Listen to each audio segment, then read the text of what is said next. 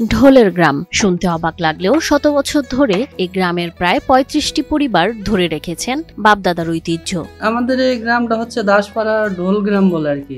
একসময় লোকসঙ্গীতের সাথে সাথে এই বাদ্যযন্ত্রের চাহিদাও ছিল বেশি। এখন আধুনিকতার ছোঁয়ায় সে চাহিদা কিছুটা কমলেও এখনো তারা আঁকড়ে রেখেছেন পূর্বপুরুষদের পেশা। আমার নিজের হাতে তৈরি হারমোনিয়াম বাজাচ্ছে আর নিজের কাছে অনেক ভালো লাগে আর কি। মানিকগঞ্জের ঘিওর উপজেলার বালিয়াখোড়া ইউনিয়নের দাসপাড়া, যা সবার কাছে পরিচিত ঢোলের গ্রাম নামে, শত বছরের পুরনো ঐতিহ্য ধরে রেখেছে এখানকার প্রায় ৩৫টি পরিবার। আমার দাদাই করছে, আমার বাবাই করতেছে, আবার আমি মোটামুটি এই ব্যবসার জড়িত আছি। তো আমাদের এই গ্রামে মোটামুটি ৫-৬ পরিবার এই কাজ করে, আর অন্যান্য কাজ করে অন্য ২০-২৫ ঘরের মতো আছে। বাপদাদাদের শেখানো সেই বাদ্যযন্ত্র তৈরির কৌশল, অভিজ্ঞতা আর হাতের নিপুণতায় আজও বেঁচে আছে এ গ্রাম। আমার বাপদাদার পূর্বকাল থেকে করে আসতেছে, আগে থেকে করে আসছে সবাই। তো আমার বাবা ঢোলের কাজ করে, আমি হচ্ছে হারমোনিয়ামের কাজ করি আর কি। কাজ করে চলতেছে আর কি। সারাদিন ভোর থেকে রাত অবধি চলে ঢাক ঢোল, তবলা, ডুগি, খমক, হাত বায়া, খোল আর হারমোনিয়াম তৈরির ব্যস্ততা।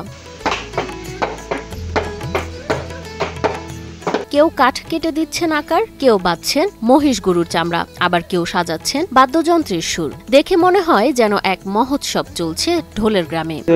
কাঠ লাগছে, নিম কাঠ, চামড়া লাগছে, খাসির চামড়া, গরুর চামড়া, মোষের চামড়া। তাদের প্রতিটি বাদ্যযন্ত্র শুধু কাঠ আর চামড়ার সমন্বয় নয়, এর ভেতর মিশে আছে বহু প্রজন্মের ঘাম, শ্রম।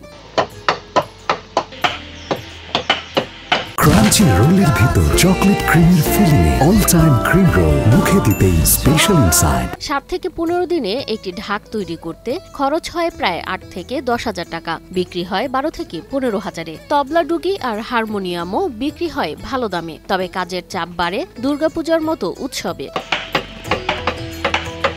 কারিগরদের তৈরি করা এসব বাদ্যযন্ত্র যায় রাজধানী সহ বিভিন্ন জেলায়, এমনটাই জানান তারা। এগুলো হচ্ছে চট্টগ্রাম, তারপর রাজশাহী, বগুড়া, দিনাজপুর, তারপর ঢাকায়, এরকম বিভিন্ন জায়গায় যাচ্ছে আর কি। ঢোলের গ্রামবাসীর একটাই আশা, সরকারি সহায়তা, ক্ষুদ্র ঋণ আর বিদেশে রপ্তানির সুযোগ পেলে বদলে যাবে তাদের জীবন। কারণ এই গ্রামে প্রতিটি বাদ্যযন্ত্র তৈরি হয় কেবল ব্যবসার জন্য নয়, এটি তাদের বংশ পরম্পরাগত ঐতিহ্যের প্রতীক। এই কাজটা যদি বাইরে একটু পাঠানো যেত তাহলে একটু কাজটা ভালো, আর কিছু সরকার থেকে অনুদান যদি পাইতো অনেকেই।